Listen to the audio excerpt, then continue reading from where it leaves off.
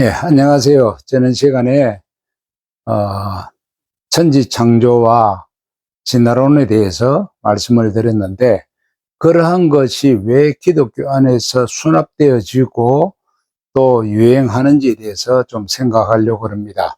그것은 성경 연구하는 방법에 있어서 귀납법 성경 연구하고 연역법 성경 연구에 대해서 우리가 인식하지 못하기 때문에 그렇습니다. 이 두 가지 연구 방법에 따라서 신앙에 큰 영향을 받습니다. 한번 살펴보겠습니다. 우리는 학문을 연구할 때에 연구하는 방법이 귀납법이라는 게 있고 연역법이라는 게 있습니다. 이것은 둘 다 사용하고 있는 방법인데, 먼저 귀납법에 대해서 한번 살펴보겠습니다. 귀납법이란 것은 내가 어느 날 무엇에 대해서 관심을 가지고 있다가 거기에 대해서 관찰을 시작합니다.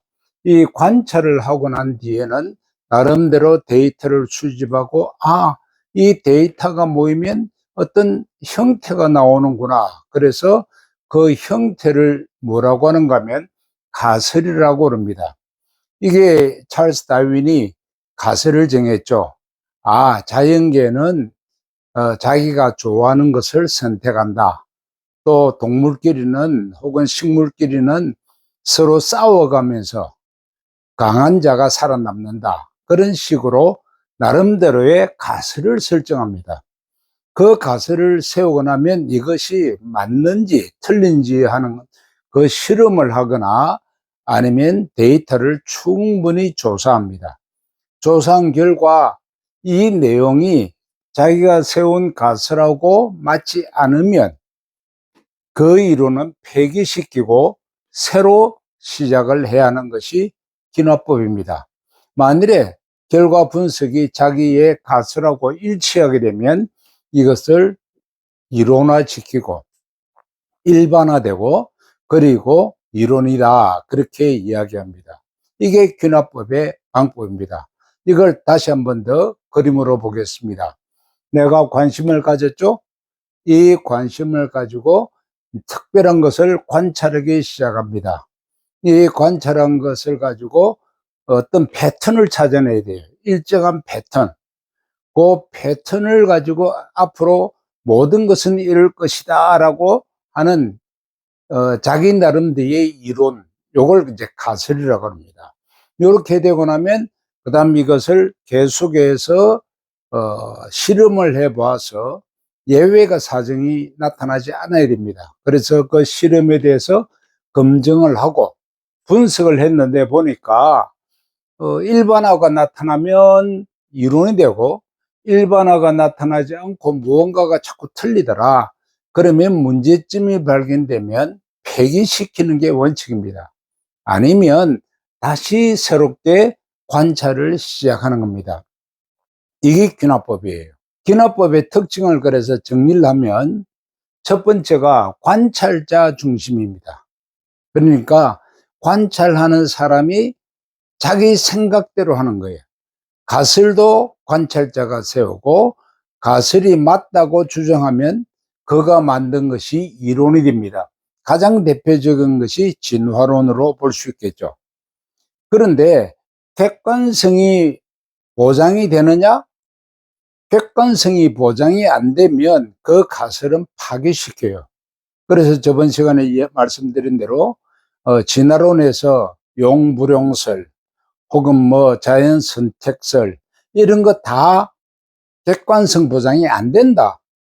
그래서 파기되고 이제는 빅뱅 이론일 것이다라고 지금까지 제안된 모든 진화 이론은 파기시키고 빅뱅 이론을 또 제출했죠. 근데 이것이 실험이 안 되고 또 증명을 못 하는데도 불구하고 아니야, 나는 맞다라고 주장하면 그건 개인적인 주장이에요. 그걸 개인적인 이론이라고 이야기하게 되는 겁니다. 이처럼 귀납법은 철저하게 관찰자 중심입니다. 거기에 비해서 연역법이란 건 뭐냐? 연역법은 법칙이나 이론에서 출발하게 돼요.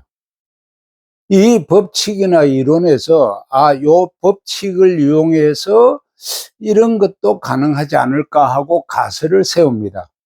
이 가설을 세워놓고 똑같이 이제 기납법처럼 실험하고 데이터 수집하고 검증까지 했는데, 역시 이 이론에 맞지 않을 때, 즉 먼저 법칙이나 이론에 맞지 아니하면 폐기해야 됩니다. 그 이론은 맞지 않으니까요.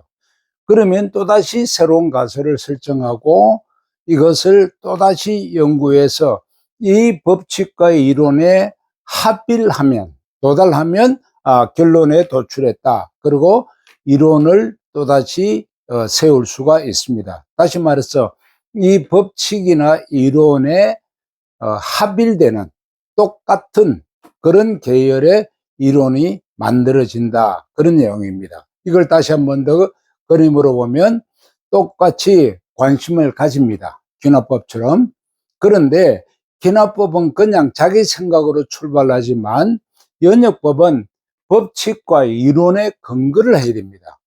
그 근거해서 가설을 세우고 그 가설을 실험하려고, 그 실험을 다시